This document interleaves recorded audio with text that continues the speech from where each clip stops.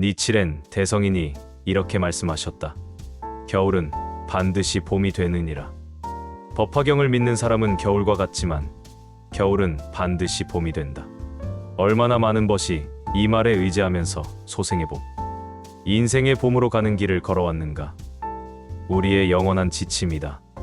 또 진실한 행복을 바라는 몇십억의 세계 민중도 앞으로 이 금원에서 틀림없이 한없는 희망을 얻으리라. 그런 의미에서 이 금원에 담긴 어본불의 대자비를 일부 배견하고자 한다. 이어서는 남편을 여인문화 묘이친이에게 대성인이 보내신 격려이다. 묘이친이의 남편은 신앙이 강성한 사람이었다. 대성인이 다스노구 치범난을 당하신 뒤 법화경을 신앙한다는 이유로 소령을 몰수당했던 모양이다. 올바르기 때문에 박해를 받는다. 이것이 악한 인간 사회의 법칙이다. 어느 시대 어느 나라라도 이 실상은 불변이다. 대성인이 사도유죄 중이실 때 묘이친이의 남편은 신념을 끝까지 관철한다 세상을 떠났다. 그리고 그 뒤로 늙은 묘이친이와 아이들만 남게 되었다. 그 중에는 병약한 아이와 여자아이도 있었다. 묘이친이도 건강한 편은 아니었다. 대성인은 그러한 상황을 잘 알고 계셨다. 돌아가신 남편은 신념을 끝까지 관철하다 세상을 떠났다. 그리고 그 뒤로 늙은 묘이친이와 아이들만 남게 되었다. 그 중에는 병약한 아이와 여자아이도 있었다. 묘이친이도 건강한 편은 아니었다. 대성인은 그러한 상황을 잘 알고 계셨다. 돌아가신 남편은 얼마나 그대 가족을 걱정하실까요라고 하시며 깊이 마음을 쓰셨다. 그리고 남편은 나에 대해서도 필시 걱정하셨겠지요라고 헤아리셨다. 극심한 추위가 몰아치는 사도 살아서 돌아갈 수 없다는 사도의 스승이 유배되고 말았다. 그러한 대난이 한창일 때 나는 죽어간다 참으로 원통하다. 묘이친이의 남편은 이러한 심정이 아니었겠는가. 대성인은 고난 속에서 죽어간 용감한 문화를 그리워하며 이렇게 말씀하셨다. 이 승려는 앞으로 어떠한 사연이 있어서 훌륭하게 되시리라고 생각하셨을 터인데 어이없게도 유배당하여 떠났으므로 어찌하여 법화경과 심나찰은 하고 생각하셨으리라. 지금까지만이라도 생존해 계셨다면 니칠엔이 용서받았을 때 얼마나 기뻐하셨을 것인가. 남편분은 이 승려는 여러 가지 훌륭한 점이 있어 법화경이 널쳐지면 틀림없이 훌륭하다고 존경받으리라고 기대하셨겠지요. 하지만 허무하게도 사도에 유배되고 말았습니다. 이것은 어찌 된 일인가. 도대체 법화경과 제천선신인 심나찰녀의 수호는 어찌 되었는가 하고 생각하셨을 것입니다. 적어도 지금까지 살아계셨다면 니칠엔이 사도에서 사면되었을 때 얼마나 기뻐하셨겠습니까. 다른 어설을 살펴봐도 알 수 있듯이 대부분의 문화는 대성인이 혁혁한 영예를 누리게 되시리라고 기대했던 듯하다. 하지만 실제로는 난과 난의 연속이었다. 일본 전체에서 악구와 비웃음 그리고 압박이 숨 쉴 틈도 없이 덮쳐왔다. 자신도 높은 자리에 오를 것이라는 예측이 빗나가자 퇴전 반역의 무리가 된 자도 나왔다. 그들은 권력자의 앞잡이가 되어 지난날의 스승과 동지를 괴롭히기 위해 암약했다. 그러한 속에 묘이친이의 남편은 마지막까지 충실하고 성실하게 신념을 관철했다. 그런 만큼 대성인이 개선하시는 모습을 얼마나 꿈꾸었겠는가. 또 배신자들의 비열함에 얼마나 분하게 생각했겠는가.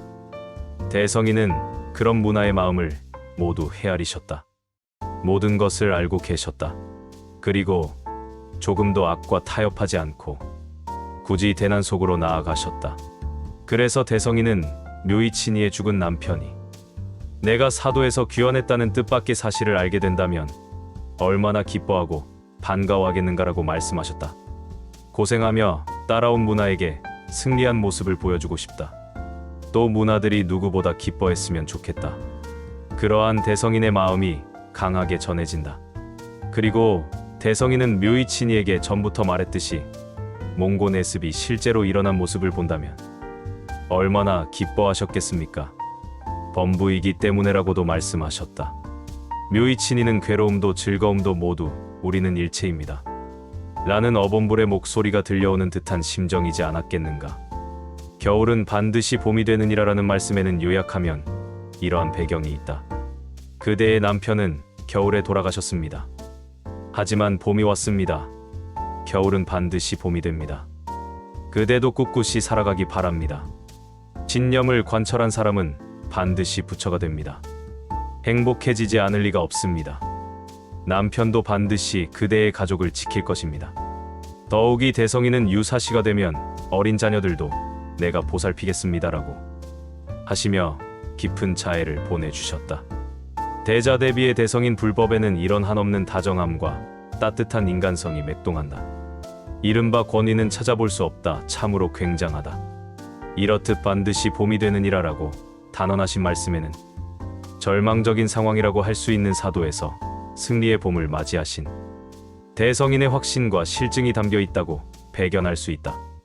대난에 이은 대난황송한 말이지만 보통 사람 같으면 경으로 쓰러지거나 신경이 이상해지거나 살해되거나 자살했을 터이다. 부처의 힘이 아니고서는 도저히 극복할 수 없는 일이다. 하지만 대성인은 모든 것에 승리하셨다. 전 인류를 위해 3대 비법바의 대불법을 말법만년진 미래제에 전해 남기기 위해 살고 또 끝까지 사셨다. 우리는 이 대자대비를 깊이 배견해야 한다. 문하여 이 겨울에서 봄으로 가는 승리를 잘 보아라. 그대도 뒤를 이어 끝까지 살아가라라는 마음에 묘이친이는 얼마나 감동했겠는가. 본래 차원은 다르지만 우리도 오랜 세월 함께 투쟁한 동지를 위해서라도 자기 자신이 행복의 봄을 쟁취해야 한다. 후배가 그 모습을 보고 아 잘됐다. 신심을 지속한 사람은 저렇게 훌륭해지고 행복해지는구나 하고 기뻐할 만한 역사를 보여주어야 한다. 나도 20년 동안에 누구도 상상하지 못한 승리의 봄을 쟁취했다. 전부 광포와 동지를 위해서라는 일념이었다. 어쨌든 고생한 것을 위해서라도 선배는 단연코 승리한 모습을 보여야 할 책임이 있다. 물론 승리는 세간적인 겉모습이나 표면적인 명예가 아니다. 한 사람의 인간으로서 또 신앙자로서 자기 인생의 사명을 상쾌하고도 당당하게 총마무리한 그 무관의 위대한 경애의 실상이야말로 진실한 승리이다. 봄에는 일제히 꽃이 핀다. 하지만 그 전의 꽃들은 일단 겨울의 추위를 충분히 겪어야 한다. 만약 겨울을 모르면 어떻게 되겠는가? 봄에 피는 식물은 가을이 되면 휴면이라는 준비에 들어간다. 그리고 봄을 맞이하기 위해 에너지를 축적하기 시작한다. 만약 겨울에 휴면하다가 기온이 올라 잠에서 깨면 봄이 오기를 기다리던 싹이 미숙한 채로 돋기 시작한다. 그 상태에서 다시 추워지면 싹은 말라버리고 결국 죽게 된다. 그렇게 되지 않기 위해 식물은 충분히 겨울을 경험한 뒤가 아니면 꽃이 피지 않게 되어 있다. 이것이 봄의 개화를 준비하는 식물의 지혜이다. 인생도 불도 수행도 그 원리는 똑같다고 해도 좋다. 겨울은 멋진 봄을 위해 충전하고 단련하는 때이다. 그때야말로 영원히 무너지지 않는 성부를 향한 에너지가 축적되고 우주대의 확대를 내포한 생명활동의 힘이 배양된다. 게다가 그 에너지는 난을 만나면 만날수록 더욱 커진다. 그리고 올바른 법을 따르는 사람은 누구든지 반드시 봄을 맞이할 수 있다. 하지만 반대로 겨울이라는 힘든 때에 신심을 향상시키기 위한 세계에서 도망치거나 의심해서 힘과 복운을 충분히 쌓지 못하면 모든 것은 중도반단이 되고 만다. 하물며 만족스러운 인생은 보낼 수도 없다. 그야말로 겨울 동안에 어떻게 투쟁하고 얼마나 충실한 때를 보내는가. 반드시 찾아올 봄을 확신하고 어떻게 진지하게 사느냐이다.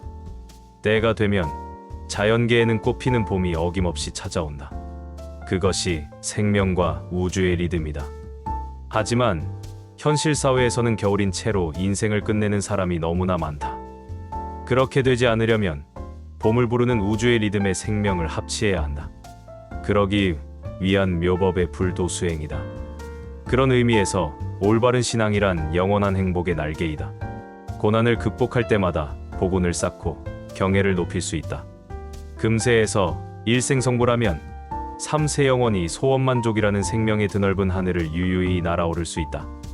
이것은 불법의 법리이고 생명의 리듬이다.